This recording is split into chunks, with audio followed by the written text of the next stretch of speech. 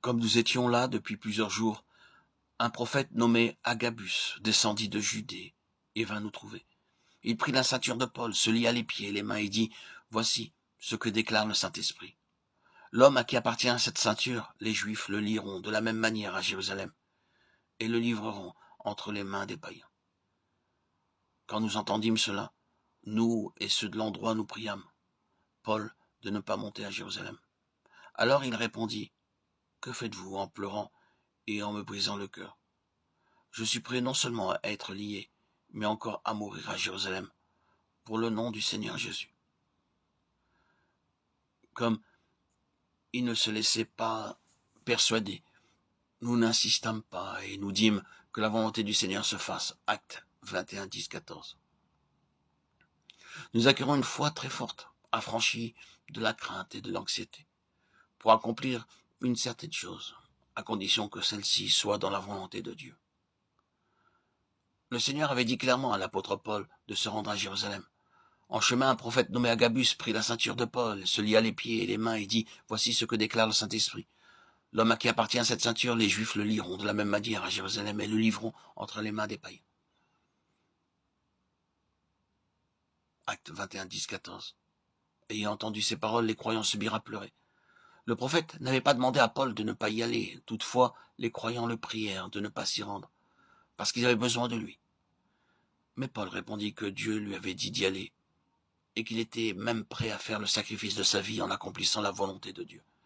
Il n'avait aucune crainte, sachant qu'il se trouvait dans la volonté de Dieu.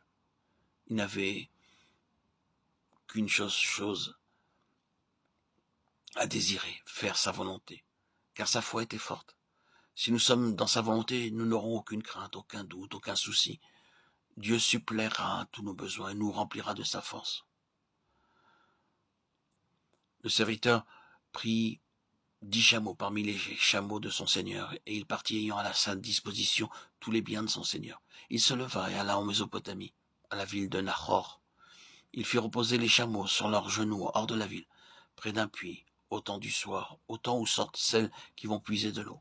Et il dit, « Éternel, Dieu de mon seigneur Abraham, fais-moi, je te prie, rencontrer aujourd'hui ce que je désire, et use de bonté envers mon seigneur Abraham. Voici, je me tiens près de la source d'eau, et les filles des gens de la ville vont sortir pour puiser de l'eau. Que la jeune fille à laquelle je dirai, penche ta cruche, je te prie pour que je boive, et qui répondra, bois, et je donnerai aussi à boire à tes chameaux, soit celle que tu as destinée à ton serviteur Isaac. Et par là, je connaîtrai que tu uses de bonté envers mon Seigneur. » Genèse 24, 10, 14. Parfois, nous pourrons choisir un certain signe et demander au Seigneur de l'accomplir. Toutefois, ceci n'est pas toujours nécessaire. Élisée présente un signe particulier à Dieu, afin d'être sûr de choisir la bonne épouse pour le fils de son maître. Au départ, il ne connaissait pas lui-même le moyen qui lui permettait de trouver la personne désirée. Néanmoins, il entreprit le long voyage et s'arrêta à l'heure de Dieu. Il plaça alors Dieu devant un signe très difficile, mais Dieu l'accomplit et confirma sa volonté à propos de ce choix.